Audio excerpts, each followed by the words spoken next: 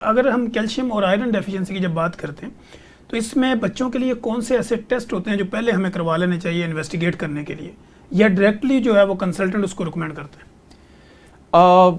मेरे नज़दीक अगर बिल्कुल ही आप ब्लाइंड चल रहे हैं और विदाउट एनी कंसल्टेशन जा रहे हैं तो उसमें पेरेंट्स को चाहिए कि फर्स्ट ईयर ऑफ लाइफ पे आयरन स्टडीज़ खास तौर पे, और इसके अलावा अगर आयरन स्टडीज नहीं भी हैं तो आप किसी क्लिनिशियन को जाके, किसी पीडियाट्रिशियन को जाके एक विजिट कर लीजिए। ठीक है। कम से कम वो क्लिनिकली देख ले कि पैलर मौजूद है, ठीक है, और उसका science every qualified person knows के कैसे देखने हैं। अगर तो वो है, चूंकि 30% प्रीपोंडेंस हमारी पॉपुलेशन में आयरन डेफिशिएंसी एनीमिया की है, सो अगर पैलर आ गया तो आप आयरन स्टडीज फुल फ्लेज दें और आयरन स्टडीज में जो जो चीजें आए उसके मुताबिक आप उसको ट्रीट करें।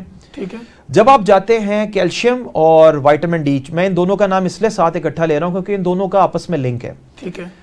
अमूमी तौर पे ज्यादातर ये होता है कि अच्छे सेंटर्स के ऊपर, या इवन आप सरकारी सेंटर्स में आ जाएं, या इवन थोड़े से लो ग्रेड प्राइवेट सेक्टर्स में भी अगर आप चले जाएं तो ज्यादातर वहां कोई ना कोई क्वालिफाइड पीडियाट्रिशियन या पीडियाट्रिक ट्रेन डॉक्टर मौजूद होता है। जी बिल्कुल। तो बाय बर्थ वो विटामिन डी के आपको कुछ ड्रॉप्स रेकमेंड कर देता है। उनका रोल सिर्फ ये होता है कि कैल्शियम बॉडी के अंदर पूरा रहे। ठीक है।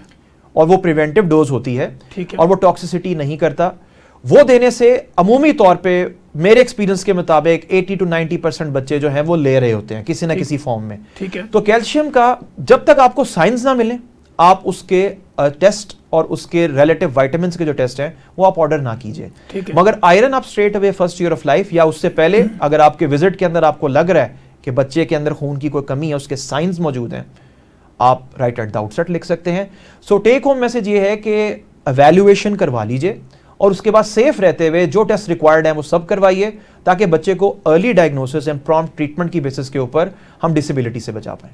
ठीक हो गया। अच्छा सर, आज के दौर में हम देखते हैं कि बाज़ जो छोटे बच्चे होते हैं ना, उनके पेट में गैस बनने का एक अमल होता है। माएँ हमारे पास क्लिनिकल ट्रायल में लेके आती हैं कि बच्चा जब दूध पीता है इसका पेट फूल जाता है, या जो इसका जो नाफ होती है वो बाहर की तरफ निकल आती है, तो फिर कुछ टाइम लगता है इसको रिलैक्स होने में। तो ऐसे में उन्होंने कॉलक और इस तरह की कई दवाइयाँ पकड़ी होती हैं। तो क्या इस कंडीशन में इस तरह की मेडिकेशन रिकमेंड करनी चाहिए?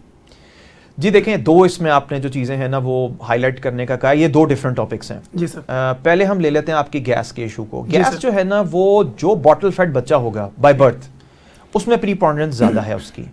इन्फेंटाइल कोलिक बर्थ पे आती है और तकरीबन हर तीसरे बच्चे को होती है, 3 months ऑफ लाइफ तक रहती है, और आफ्टर 3 months ऑफ लाइफ उसमें से 1/3 बच्चे जो हैं वो परसिस्टेंट सिम्टम्स के साथ अगले 2 से 3 महीने भी आ सकते हैं। ठीक है। यानी कि 2/3 बच्चों को नहीं होती है और जिनको हो उनके भी 2/3 रिकवरी हो जाती है। ठीक है। सो 1/3 की रेशो है।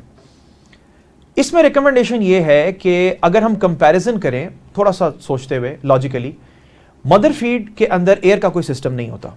ठीक है। तो एयर इंट्रोड्यूस नहीं होती, जबकि बॉटल फीड है जैसे जैसे फीडर खाली होता जाता है आहिस्ता आहिस्ता आहिस्ता आहिस्ता उस तरह से एयर भरती जाती है। बच्चा वो एनगल्फ करता है और बच्चा पहले 3 महीने में करवट भी नहीं बदलता, तो उस वजह से उसकी गैस बहुत ज्यादा पेट के अंदर रहनी शुरू हो जाती है। ठीक है। तो इस हवाले से गैस जब ट्रैप होती है, जब बेली डिस्टेंड होगी उसको पेन होगी।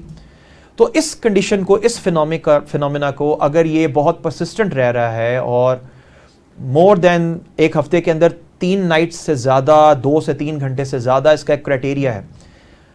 उर्फे आम में अगर बच्चा आपको रात को रोना शुरू कर दे विदाउट एनी रीजन और एकदम से चुप कर जाए और फिर से रोने लग जाए, एपिसोडिक ये चीज हो, तो इन्फेंटाइल कोलिक हो सकता है। ठीक है। तो इसके लिए नंबर 1 रिकमेंडेशन ये है एक्सक्लूसिव ब्रेस्ट फीड की तरफ आए ताकि एयर की इंट्रोडक्शन कम हो। उसके बाद देयर आर स्पेसिफिक सप्लीमेंट्स जो प्रोबायोटिक्स हैं विच इज रिसर्च प्रूवन, वो आप इस्तेमाल करा सकते हैं। किसी भी क्वालिफाइड फिजिशियन से आप प्रिस्क्राइब करवाइए और उसका रेगुलर यूज फर्स्ट 2 वीक्स में वो थेराप्यूटिक होता है, यानी वो इलाज करता है, और उसको कंटिन्यू करने से वो फिर प्रिवेंटिव हो जाता है, दोबारा इसको एग्रेवेट नहीं होने देता मसले को। ठीक है। तीसरी चीज इसके अंदर है, कुछ टेक्निक्स हैं जो कि हम यूज करके फैसिलिटेट करवा सकते हैं कि जितनी भी एयर ट्रैप्ड है वो बाहर निकल आए। ठीक है। उस हवाले से बेली टाइम है, इट्स वेरी इजी। बच्चे को बेली के बल लिटाइए, दूध पिया हो दूध ना पिया हो आप दोनों सूरतों में लिटा सकते हैं। दूध पिया हो तो अगर बच्चा निकाले, इट्स अ सेफ पोजीशन, अगर बेली में होगा उसके हलक में नहीं जाएगा। आइडियली करना चाहें तो आप खाली पेट लिटाएं और नीचे तकिया रखना चाहें तकिया रख दें, या माएँ अपने रानों के ऊपर भी रख सकती हैं। 5 मिनट डेली के, और हर डे आपने ये करना है, और 1 हफ्ते के बाद आपने 1-1 मिनट बढ़ाते जाना है। तो जितना अच्छा बेली टाइम होगा उतनी एयर फैसिलिटेट होगी निकलने में, बच्चा आपका कंफर्टेबल रहेगा। इसके अलावा there are certain rocking movements, वो हम प्रिस्क्राइब करते हैं बच्चों को काम करने के लिए। एंड इफ एवरीथिंग फेल्स तो बच्चों को फीड करवा देने से भी थोड़ा सा रिलीफ मिलता है उसके अंदर, मगर ये टेम्परेरी है। तो ये I would say a combination therapy is going to support it.